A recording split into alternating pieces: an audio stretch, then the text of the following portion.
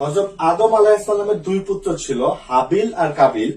কিন্তু কাবিল হাবিলকে হত্যা করায় হযরত আদম আলাইহিস সালামকে আল্লাহ তাআলা আরেকটা সন্তান দিলেন, সেটা হচ্ছে শীস আলাইহিস সালাম। এবং এই শীস আলাইহিস সালামের ধারাবাহিকতায় আমরা একজন নবী রাসূল পেলাম, তিনি অত্যন্ত আলোচিত নূহ আলাইহিস সালাম।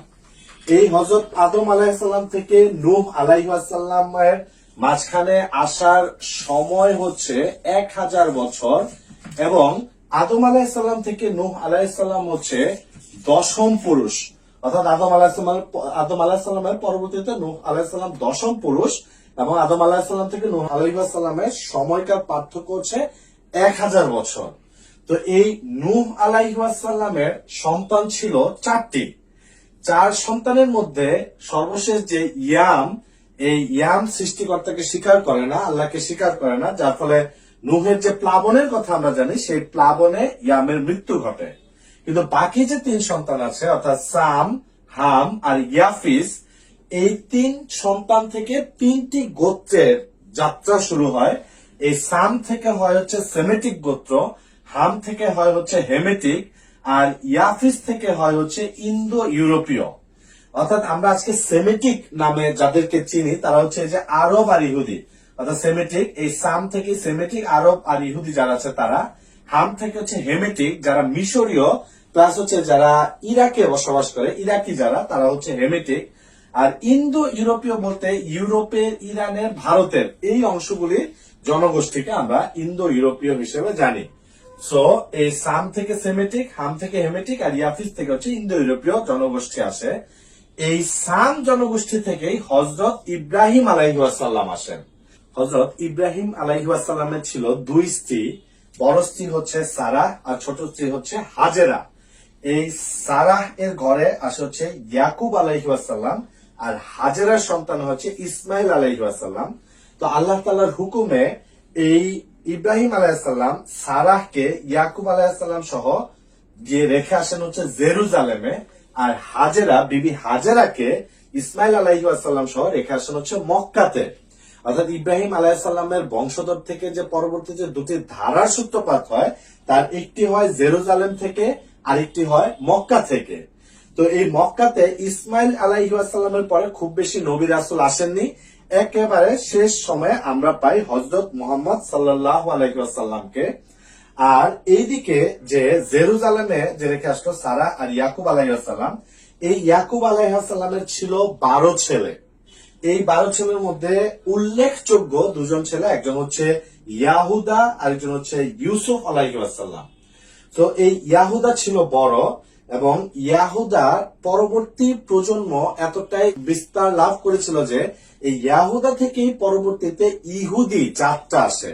অর্থাৎ ইহুদি নামটা আসে হচ্ছে ইয়াহুদা থেকে, আর তার পরবর্তীতে বংশধররাই কিন্তু ইহুদি নামে পরিচিতি লাভ করে। আরেকটা বিষয় জানিয়ে রাখি যে ইয়াকুব আলাইহিস সালামের কিন্তু আরেকটা নাম ছিল, সেটা হচ্ছে ইসরায়েল। ইয়াকুব আলাইহিস সালামের আরেকটা নাম হচ্ছে ইসরায়েল। আজকের দিনে যে রাষ্ট্র ইসরায়েল, এটা কিন্তু এই ইয়াকুব আলাইহিস সালামের ইসরায়েল নাম থেকে নেওয়া। এবং উনার যে বংশধর আছে, অর্থাৎ ইয়াকুব আলাইহিস সালামের পরবর্তী যে বংশধর, তারাই কিন্তু ইতিহাসে বনি ইসরায়েল নামে পরিচিত। যে বনি ইসরায়েল নিয়ে পবিত্র কোরআন শরীফে একটি সূরাই আছে। তো এই যে ইয়াহুদা, এই ইয়াহুদা থেকে ইহুদি জাত আসে। এটা কিন্তু ইহুদি জাত, ইহুদি ধর্ম না। ইহুদি ধর্মের ব্যাপারটা আরো পরে আসে। ইহুদি ধর্মের ব্যাপারটা বুঝতে হলে আমাদেরকে ইউসুফ আলাইহিস সালামের ঘটনাটা জানতে হবে। ইউসুফ আলাইহিস সালাম ছোট ভাই ছিল তাদের।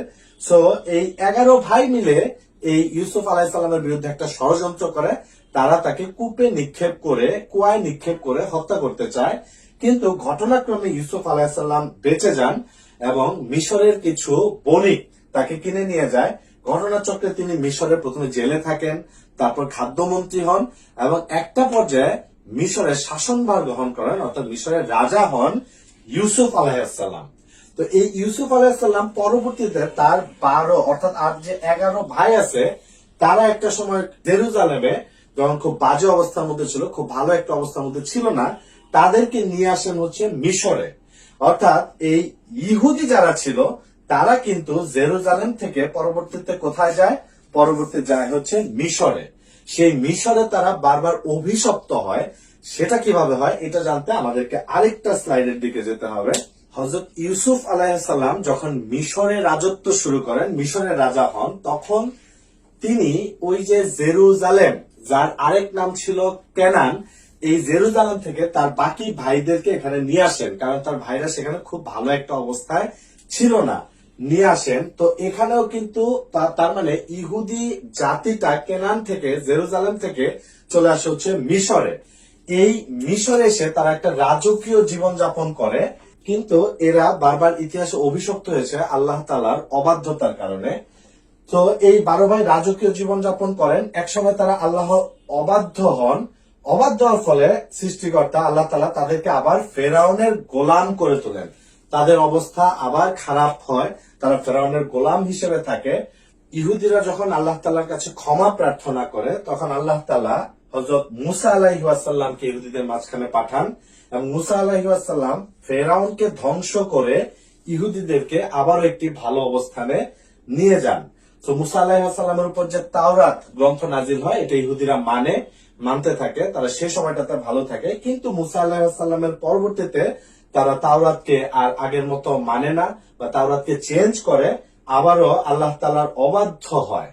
বনি ইসরাইল যখন আল্লাহর আবার অবাধ্য হলো, তারা আবার ক্ষমা প্রার্থনা করলো, তখন আল্লাহ তাআলা তাদের জন্য এক রাজা নিযুক্ত করলেন, তার নাম হচ্ছে তালুত।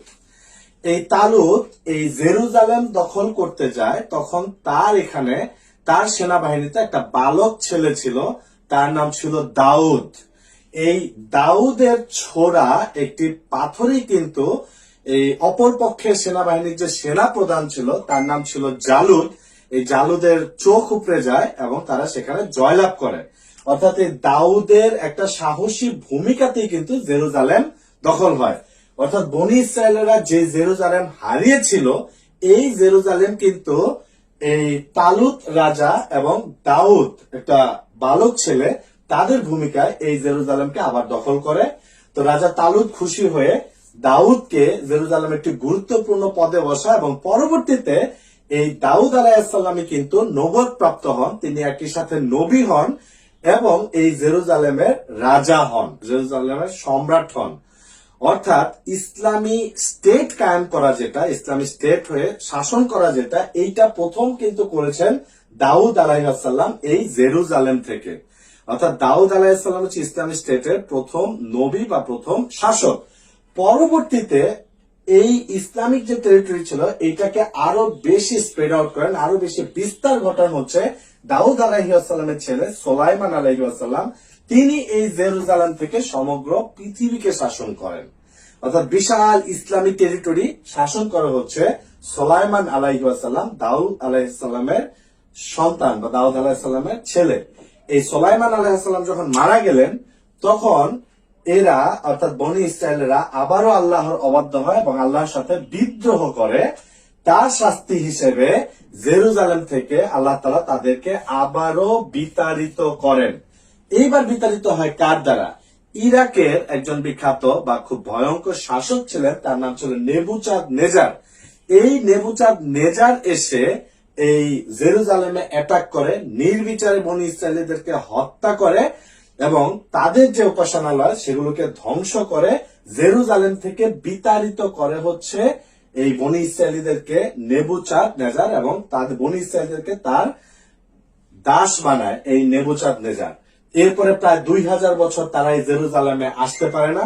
এই সময়টাতে আল্লাহ তাআলা তাদের কাছে অসংখ্য নবী রাসূল পাঠিয়েছেন, এবং এই প্রত্যেকটা নবী রাসূল একটা মূল কথা বলেছেন, একটা কথা বারবার বলেছেন যে তাদের মাঝখানে অর্থাৎ বনি ইসরায়েলদের মাঝখানে একজন মাসিহ বা মাসিয়াহ আসবে। সো এই যে যখন বললো মাসিহ বা মাসিহ আসবে, এই মাসিয়া যখন পরবর্তীতে ঈসা আলাইহিস সালাম আসলেন, তখন এই বনি ইসরায়েলেরা বা ইহুদিরা ঈসা আলাইহিস সালামকে মানলো না।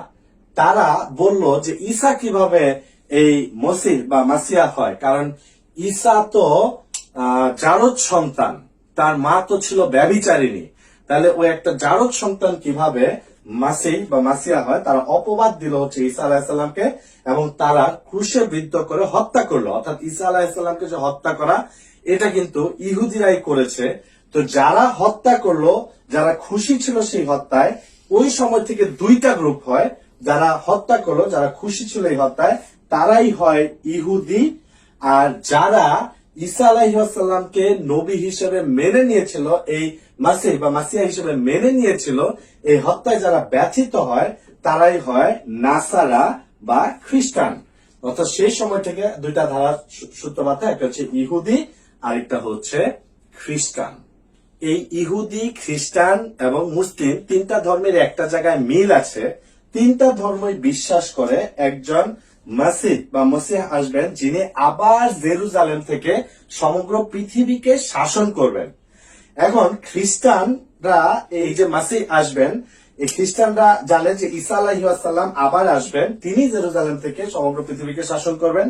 আমরা মুসলমানেরও জানি, পবিত্র কোরআনে আল্লাহ তাআলা ঘোষণা করেছেন যে, যেটা আমরা দেখেছি যে ঈসা আলাইহিসসালামকে ক্রুশবিদ্ধ হত্যা করা হয়, কিন্তু আল্লাহ তাআলা কোরআনে ঘোষণা দিলেন ওনাকে হত্যা করেন না, ওনাকে তিনি তুলে নিয়ে গেছেন।